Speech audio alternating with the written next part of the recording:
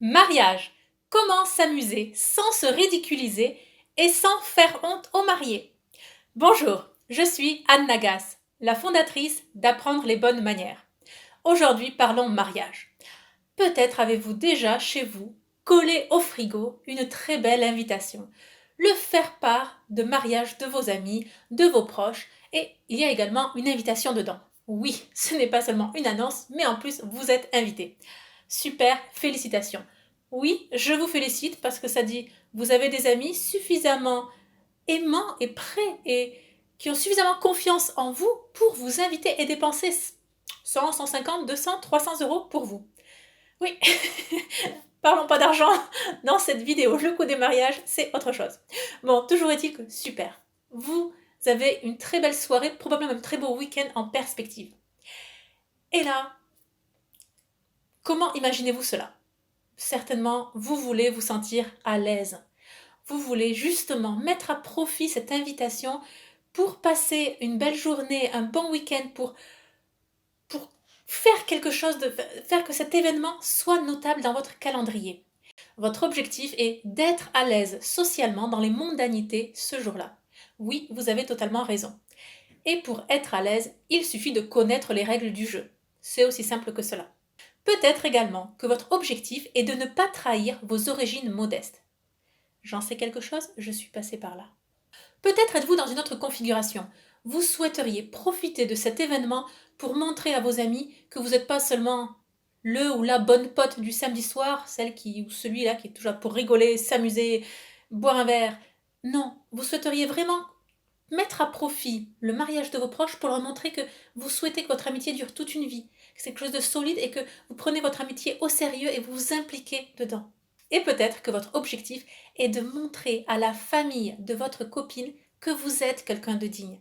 Et oui, c'est le mariage de la cousine, tout le monde sera là, futur beau-papa, future belle-maman, enfin, il sera encore futur, on ne sait pas, les enfants, les cousins, les grands-parents, enfin, toute la famille, le clan entier. Et vous souhaitez être à la hauteur. Bon, vos objectifs sont variés et ils sont tous dignes d'intérêt, ils sont tous valables, très justes. Et c'est bien de les avoir, c'est gardez-les en ligne de mire. Mais voilà, maintenant quand vous y réfléchissez, vous vous dites, oui, bon, je viens pas d'un milieu catholique pratiquant, voilà. Et à vrai dire, c'est les premiers mariages auxquels j'assiste. Ma famille, on n'assistait pas à des mariages quand j'étais enfant ou adolescent. À vrai dire, je n'assiste pas ni à des baptêmes, des communions, des professions de foi, des ordinations, des consécrations, des renouvellements de vœux de mariage, des fiançailles, des... Ok. Tout le registre catholique. Oui, peut-être. Et c'est pas votre faute, c'est ni bien ni mal, c'est pas votre faute. Mais tout en vous savez qu'il vous manque quelque chose dans cette éducation des mondanités. Vous ne connaissez pas les codes ce jour-là. Ça ne fait pas de vous quelqu'un de mauvais, pas du tout. C'est juste, c'est réel. C'est vous ne connaissez pas les codes ce jour-là. Bon, peut-être que vous êtes, et ça vous le savez sûrement, vous êtes déjà très au fait que le mariage en France et donc la cérémonie du mariage, de la réception, est totalement héritière d'un savoir-vivre aristocratique. Très clairement. On applique et on retranscrit, on met en application, on modifie légèrement, on s'inscrit dans un patrimoine aristocratique. Ça, vous le savez déjà par le fait que vous mettez sur votre 31 le jour d'un mariage. Bon. Oui, mais bon, peut-être que vous ne connaissez pas les codes aristocratiques. Oui, c'est aussi une réalité et on ne vous en veut pas. Moi non plus, je ne les connaissais pas, je les ai appris. Peut-être que votre blocage à vous, c'est plutôt le costume. Le costume ou ce déguisement de mariage. Autant pour les femmes que pour les hommes, se dire je suis pas à l'aise, c'est pas moi, je suis pas comme ça, moi je suis quelqu'un de cool, relax, j'ai pas besoin de ça dans ma vie. Oui, oui, très bien. Vous n'avez pas besoin au quotidien. Non, rares sont les gens qui ont besoin de cela au quotidien. Mais là, ce n'est pas à propos de vous. Le mariage, et vous le savez très bien, vous voulez cette fois-ci réellement honorer votre ami, votre meilleur ami, les marier. Et vous allez rentrer dans leur monde. Et vous, le t-shirt et les tongs, bon, ce sera pour une autre fois, ce sera pour le lendemain. Mais ce jour-là, vous voulez rentrer dans leur monde pour leur faire plaisir. Également, peut-être êtes-vous timide, ou en tout cas, c'est pas une question de timidité, mais vous le savez très bien, c'est il y a ce malaise d'être avec des gens et tout d'un coup il y a ce blanc dans la conversation, il y a ce silence et vous sentez des regards lourds peser sur vous, vous réfléchissez c'est quoi, c'est ma tenue qui va pas, c'est ce que j'ai dit, est-ce que j'ai quelque chose dans les dents, est-ce que j'ai un épi dans les cheveux, qu'est-ce que j'ai fait de mal, voilà. Et peut-être que moi je suis passée par là aussi, c'est pas possible, je cumule 10 situations pareilles en une journée. Enfin, je me mets extrêmement mal à l'aise. Bon. Et là, quelle est la solution? La solution est très simple, vous la connaissez. C'est comme un jeu de société. Prenez le Monopoly et rappelez-vous la première fois que vous avez joué au Monopoly ou à un autre jeu de société. La première fois qu'on joue, qu'on nous explique les règles, on va dire on fait plus semblant de jouer qu'on joue, quoi. Voilà, on sait pas, on débute, on tatillonne, bon. Mais 6 mois plus tard, on aime tellement ce jeu, on en maîtrise les règles, on le recommande à notre meilleur ami, à notre cousin, on peut pas s'empêcher d'en parler. Dès qu'il y a une soirée jeu, c'est le premier qu'on met sur la table, et c'est comme ça. Connaître les règles de vie, que ce soit pour un sport, pour un jeu de société, pour justement un code mondain, ça nous permet de jouer. Et pour les mariages, c'est ça, c'est aussi simple que ça. Une fois qu'on a connu les codes, qu'on a appris les codes, on les applique. Et c'est ce qui nous permet justement de bien s'amuser à un mariage, de mettre toutes les chances de notre côté pour faire de cet événement un grand événement dans l'année. Donc très clairement, dans le cas d'un mariage, il convient d'analyser ce que fait une lady et un gentleman. Qu'est-ce qu'ils font? Quand est-ce qu'ils le font? Quels gestes, quels actes posent-ils réellement et précisément?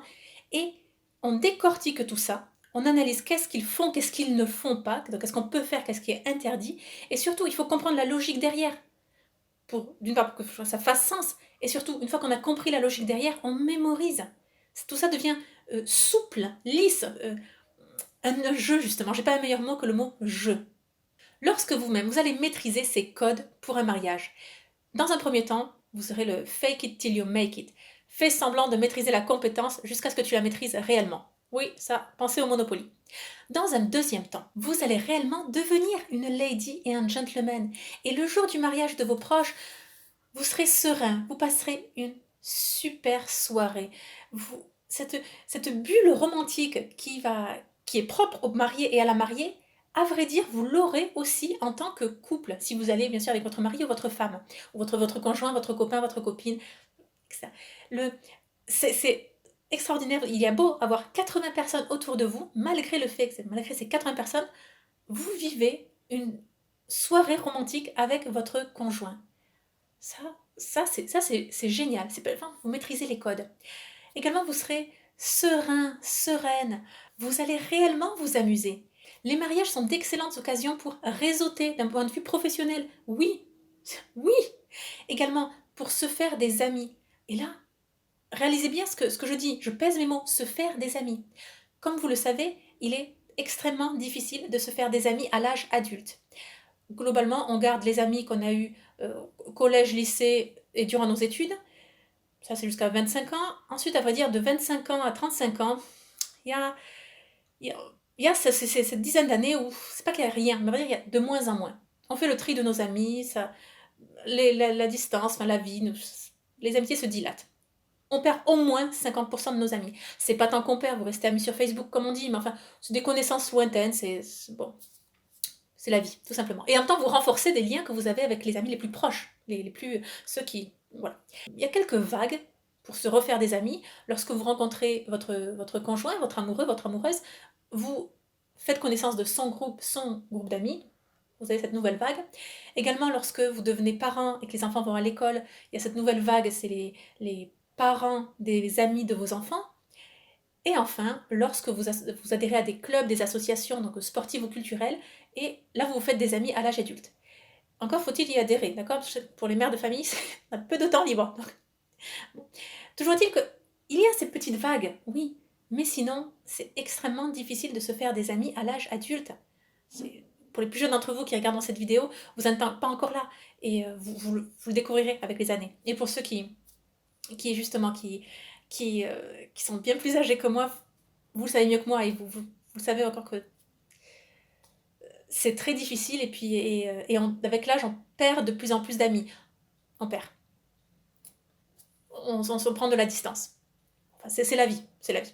Bon, tout ça n'est pas noir. Tout simplement pour vous dire qu'au mariage, oui, on peut se faire des amis. Des amis, et ne serait-ce que si vous avez un nouvel ami que vous gardez pour chaque mariage auquel vous avez assisté, ça n'a pas de prix. Ça vaut le désagrément de mettre un costume et des chaussures serrées. Voilà. Également, le fait de connaître ces codes, de réussir votre participation à un mariage, le résultat est que vous serez de plus en plus invité. Oui, ça fonctionne comme ça. C'est vraiment un cercle vertueux. Plus vous sortez à des événements, plus vous êtes invité et plus vous invitez vous-même, etc. La vie amicale, la vie sociale, la vie mondaine est un engrenage. Lorsque vous mettez le pied dedans, vous êtes de plus... Voilà, ça s'enrichit au fil des semaines, des mois, des années. Encore un mot sur cette bulle romantique de couple. Lorsqu'en couple, vous assistez à un mariage, c'est du temps de qualité passé à deux, malgré les 80 personnes qui sont autour de vous. Et ces moments-là servent à raviver la flamme dans le couple. Non qu'elle soit éteinte, mais tout simplement, comme je le dis dans d'autres vidéos, on a besoin d'avoir un calendrier avec vraiment des dates clés dans l'année, pas un calendrier linéaire, plein d'événements particuliers. À la fin de l'année, lorsqu'on fait le bilan, et on se dit, ah oui, et bien, au mariage de Catherine et Guillaume, ça c'était super, on a passé un super week-end. Qu'est-ce qu'on s'est bien amusé. Si vous vous retrouvez dans cela et vous avez ce genre d'objectif et justement vous souhaitez en savoir plus sur le mariage, je vous présente le programme Mariage, comment s'amuser sans se ridiculiser et sans faire honte aux mariés. Les secrets des ladies et des gentlemen pour être des invités modèles. Tout est dans le titre, le programme complet. Alors, qu'on se le dise, dans le programme, c'est un programme vidéo, vous y avez accès pendant au moins une année, et vous le regardez quand vous voulez, à partir du moment où vous avez une connexion Internet. Et ce programme vous donne la théorie, 50%. 50% restant, c'est la mise en application. Ça, c'est vous qui le faites. Je ne peux pas le faire à votre place. Là, très clairement, la théorie ne suffit pas. Il faut mettre en application l'enseignement.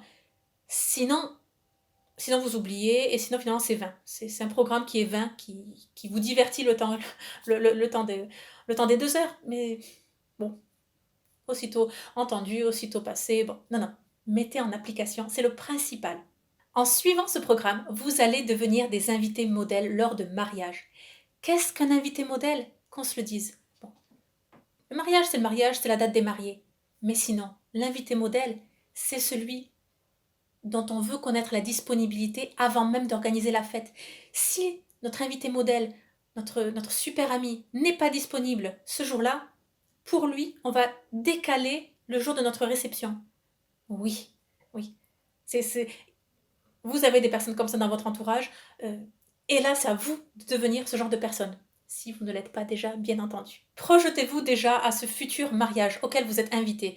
Vous allez faire des étincelles, vous allez vous faire des amis, vous allez passer une excellente soirée, un excellent week-end, et vous serez serein, à l'aise. Visualisez-vous en train de rire, de plaisanter, de badiner, de déguster de délicieux petits fours, de boire du champagne avec grâce, de ne pas vous sentir mal à l'aise parce qu'une robe, une jupe, un costume, quelque chose est étroit, les chaussures, une pique qui vous rentre dans la tête et le chapeau qui tombe. Et d'ailleurs, comment porte-t-on un chapeau? Alors, je n'ai pas une tête à chapeau. Non. Tout ça sera réglé avant le mariage. Ça sera bien propre, bien clair, parfaitement répondant aux critères que l'on attend de vous lors d'un mariage. Et ce jour-là, vous pourrez réellement profiter de l'événement pour vous amuser et passer un bon moment avec les mariés. Bien entendu, vous pouvez également arrêter cette vidéo-là. Et au prochain mariage, tant pis, ça va passer tout seul, vous vous mettrez dans un coin. Bon, c'est pas bien grave après tout, vous allez compter les heures, les minutes, vous allez soupirer, vous allez prendre sur vous. Après tout, c'est qu'une dizaine d'heures à passer. Qu'est-ce que c'est de devenir rouge publiquement et de bégayer, Bon, vous pouvez faire tout ça. Oui, ça passe. Après tout, on peut aussi effacer ce genre de souvenirs de notre mémoire une fois qu'ils sont passés. Deuxième possibilité, vous pouvez apprendre les codes du savoir-vivre lors d'un mariage. Si le programme vous intéresse, le programme Mariage, comment s'amuser sans se ridiculiser et sans faire honte aux mariés, les secrets des ladies et des gentlemen pour devenir des invités modèles. Si ce programme vous intéresse, il vous suffit de passer à l'action. Juste en dessous de la vidéo, il y a un lien. Suivez le lien et vous avez accès immédiatement au programme. Vous vous inscrivez, il y a une page de paiement sécurisée. 3 minutes après, vous avez déjà accès au programme. Le logiciel va vous demander votre email et votre mot de passe privé, tout simplement pour créer un espace membre sur la plateforme. Et là, ça prend 3 minutes. Et c'est bon, vous pouvez commencer immédiatement. Vous avez accès au programme d'une manière illimitée à partir du moment où vous avez une connexion Internet. Matin, soir, midi, à vous de voir. Vous pouvez suivre le programme à son rythme normal ou au ralenti, ça c'est à vous de voir. Vous pouvez le visionner autant de fois que vous voulez. L'important c'est de mettre en application et c'est de réussir votre prochain mariage. À l'occasion du lancement de ce programme, il y a un prix promotionnel durant une semaine. Ensuite, le prix augmentera. Peut-être avez-vous encore un doute et vous vous dites oui Anna, le mariage auquel on est invité, c'est pas un château, hein, c'est une garden party dans un jardin, on est vraiment sur le mode cool, relax, oui tranquille, hein, ça c'est pas... Non, non. Alors, ma réponse, écoutez, être chic sur un gazon, c'est super. Être bof sur du gazon, c'est lamentable. Très clairement, les mariés ne dépensent pas 14 000 euros pour vous voir en Bermuda, en t-shirt, avec une bière à la main. Non, non, non. C'est un château de fanion. D'accord? Voyez-le comme ça. Mais ça reste que les codes du mariage doivent également être appliqués, même s'il n'y a pas de château à l'horizon, même si le mariage est simple, entre intimes, qu'il n'y a pas un gros budget, qu'il n'y a pas, comme on dit, tout ce tralala, il n'y a pas de carrosse, de limousine, il n'y a pas d'un orchestre et il n'y a pas de Vivaldi à l'entrée. Vous devez être chic et vous devez mettre en application tous les codes.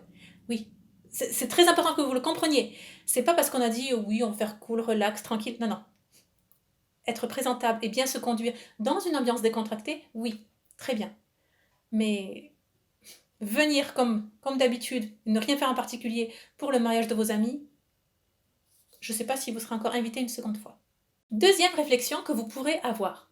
Dire, oh Anna, je vais apprendre tout seul. Je suis intelligent, je vais apprendre tout seul, toutes ces règles. Et là, je vous dis, oui, vous êtes intelligent. Ça, je ne mets pas ça en doute. La question qui se pose, c'est combien de mariages faut-il pour que vous ayez suffisamment de matière à observer, à analyser et à en mettre à pratique et à en expérimenter ce qu'il faut ou ne faut pas faire? Combien? 10? 20? À combien de mariages êtes-vous invité par an? Je pense que les grosses années, on peut être invité à 5 mariages. 5 quoi, sinon. Un mariage, 2 mariages par année. Parfois, il y a des années où on est invité nulle part. Donc, on oublie aussi ce qu'on a appris, ce qu'on a vu, ce qu'on a observé. Ce que vous voyez à la télé, c'est des morceaux choisis et bon, enfin, oubliez. C'est pas ça les observations, l'expérience. Non. Donc, moi, j'ai été dans ce cas-là. Justement, je connaissais pas tout, j'ai dû expérimenter, j'ai vu. Mon avantage immense, c'est que j'ai participé à des dizaines de mariages en tant que professionnelle. Voilà, c'est comme ça que je me faisais de l'argent en tant qu'étudiante et jeune professionnelle d'ailleurs pour compléter aussi mon salaire.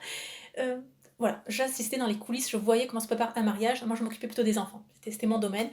Et donc, j'ai vu tout ça. Donc, j'ai cette expérience. C'est ça que je veux partager avec vous pour que justement vous n'ayez pas à perdre 10 années de votre vie, mais que tout de suite vous ayez ces connaissances. Troisième réflexion que vous pourriez avoir, c'est le fait de dire « Oh, vous savez, Anna, moi je ne suis jamais invitée nulle part. » Oui. Je l'ai dit, c'est un cercle vertueux. Donc, une fois que vous mettez le pied dans un cercle, dans la vie mondaine, vous êtes de plus en plus invité, vous sortez de plus en plus, vous-même vous invitez. Les opportunités sont devant nous, c'est juste qu'on ne les voit pas. Vous devez allumer votre radar à opportunités. Si vous avez vu il y a quelques jours, j'ai publié une vidéo sur comment participer à avoir une vie culturelle, comment assister à des spectacles gratuitement. C'est facile. Les opportunités sont devant nous, encore faut-il vouloir les saisir. Et là, c'est la même chose. Sortez de votre vie, de votre vie quotidienne actuellement, allez de l'avant, sortez de votre zone de confort et vous serez invité. Ici et là, vous aurez... Voilà, c'est la vie tout ça, je ne vais pas à l'expliquer, c'est la vie. Et vous le savez, très bien. On se retrouve dans un instant de l'autre côté, suivez le lien, mariage. Comment s'amuser sans se ridiculiser et sans faire honte aux mariés. Les secrets des ladies et des gentlemen pour devenir des invités modèles. À tout de suite!